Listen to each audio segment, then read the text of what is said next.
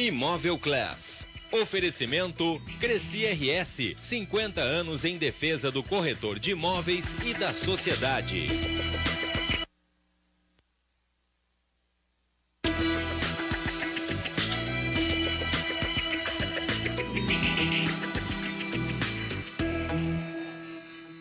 Olá, bom dia. Neste primeiro programa do ano, o Imóvel Class TV traz as tendências de arquitetura e decoração.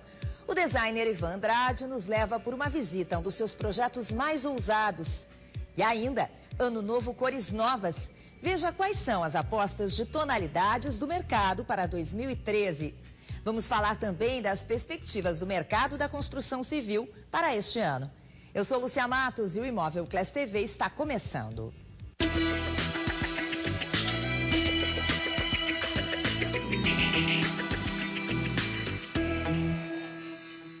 No primeiro programa do ano, o Imóvel Class TV vai ajudar você a se inspirar para as mudanças que a sua casa merece. O designer de interiores Ivan Andrade vai nos conduzir em uma visita a um dos seus projetos mais ousados. Uma casa na zona sul de Porto Alegre se apropriou das últimas tendências de decoração e tem elementos que vão marcar o ano de 2013.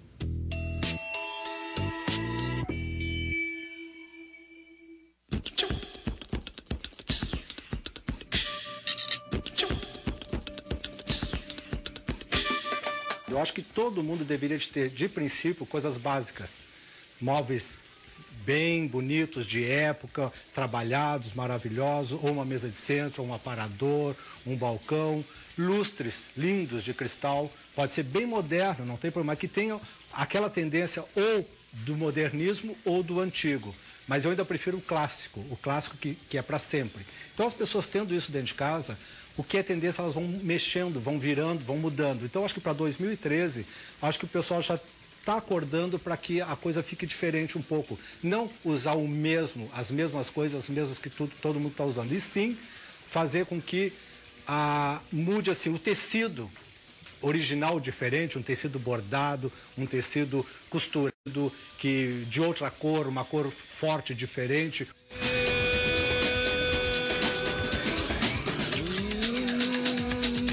Aqui nesse local nós estamos numa residência onde tem uma tendência muito grande que é fazer com que os ambientes fiquem integrados, onde as pessoas circulam no ambiente sem ter paredes que atrapalhem, as pessoas conversam, passam pela cozinha, passam pelo bar, passam pela sala de jantar, fica interagindo com os amigos, os convidados e tudo sem ter uma interferência. Nós temos poltronas antigas, né, com um tecido de tigrinho, que se usa muito, está se usando bastante, isso dá um efeito dentro de uma residência de agradável, de terra, de bicho, de início, faz parte da vida de uma pessoa. E junto um quadro super moderno, né, do Brito Velho, que dá um espaço maravilhoso para o ambiente, pelo tamanho de parede, compondo com essa parte antiga e o moderno, né. Temos mesa de centro super moderna, um design com toda de espelho bisotado, os pés são de cristal, então ela dá um efeito suspenso. E ao mesmo tempo nós temos um puff divisor com capitonê, também ele não é antigo, mas o desenho dele lembra do antigo, com pé chip and die, com trabalho levemente dourado, e nós temos uma seda importada maravilhosa com a mistura da cor maravilha e o vermelho, que dá um boom dentro da sala, ele aparece bastante.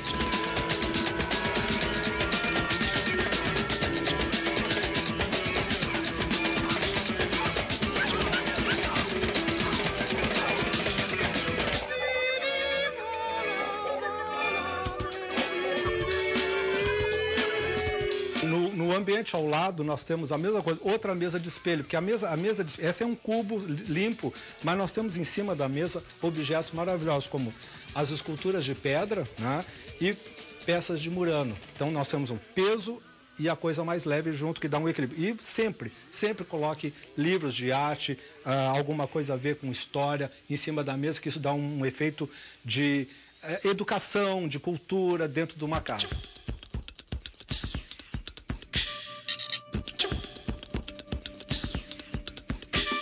Nós temos duas poltronas ladeando um sofá que vem a ser o mesmo sofá do outro ambiente, que é espelho um do outro, com a mesma cor, o mesmo desenho, mas nós temos duas poltronas de época, né, com patas de leão, que são poltronas raras de se encontrar hoje, mas com uma padronagem bem enlouquecida, fazendo uma brincadeira nisso aí, onde nós temos o encosto de lesar, imitando o crocodilo, os braços em pele preta, como se fosse um urso, e a estamparia da poltrona é toda feita à mão, ela é pintada e rebordada com detalhes em osso. Então, essa mistura com a peça antiga dá um efeito espetacular. Já é uma peça diferenciada, digamos, tendência. Outra coisa muito importante aqui no ambiente são os quadros, as obras de arte. Isso não se mexe nunca. A única coisa que pode mexer são as molduras. Com o tempo, pode trocar moldura. Hoje, a tendência do dourado está vindo em quantidade.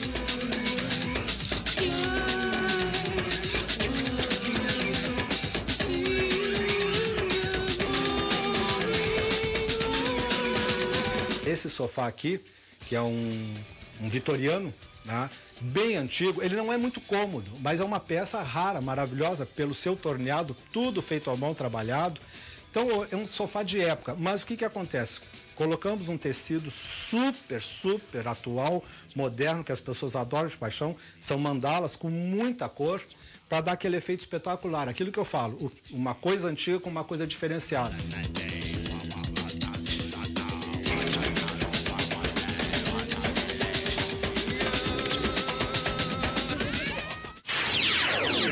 Daqui a pouco a gente continua esse passeio para saber mais tendências para 2013. Com relação ao imóvel em construção, você precisa verificar junto ao registro de imóveis se está registrada a incorporação deste imóvel. E, além disso, é necessário que você tenha precauções com relação a verificar se a incorporadora é uma empresa que goza de conceito no mercado, no sentido de ser uma incorporadora idônea, no sentido de entregar os imóveis nos prazos estabelecidos e contratados. Você consegue perceber isso através da internet e através de consulta aos fóruns locais, porque geralmente as empresas que deixam de entregar os imóveis no prazo certo, elas têm ações nesse sentido, e até mesmo nos cartórios de títulos e documentos, onde há o registro de notificações às construtoras para que procedam à entrega dos imóveis. A taxa de velocidade de vendas de imóveis novos em Porto Alegre foi de 8,24% em outubro do ano passado, superior à registrada em setembro, quando atingiu 4,73%. Os dados são da pesquisa do mercado imobiliário, elaborada mensalmente pelo Sinduscom RS, que verificou o aumento também em relação a outubro de 2011. Para nos fazer um balanço do setor e nos falar das perspectivas do mercado da construção para 2013, nós conversamos hoje aqui no Imóvel Class TV com Guilherme Garcia Carneiro, que é diretor de Economia e Estatística do Sinduscom RS. Tudo bem, Guilherme? Tudo Seja jóia. bem-vindo. Obrigado. Bom, 2012 vai terminando com crescimento, então, para o setor? Na verdade, 2012 foi marcado por um ano de estabilidade no volume de vendas. Tá? Porto Alegre está vendendo hoje, nos últimos 12 meses, em termos de 7.700 unidades. Tá? Isso não é um crescimento real em termos de volume em relação ao ano passado. Houve, sim, um acréscimo nos lançamentos, tá? Em termos de 23%, 24% em relação ao ano passado. Tá? Até porque no ano passado a gente teve um represamento de algumas aprovações da Prefeitura que acabaram diminuindo um pouco o volume de lançamentos em 2011. Então, 2011 teve um aumento de vendas que não foi registrado em 2012, em compensação 2012 teve mais lançamentos, é isso? Em 2012 houve mais lançamentos e vendas equilibradas com 2011, em termos de volume, não preços. Bom, a taxa média dos últimos 12 meses de velocidade atingiu um número inferior de 2012, que é esse número que tu te referes, é isso? Sim, a velocidade de vendas de outubro foi 8,24%. Nos últimos 12 meses a gente fala próximo a 8%. O que significa isso?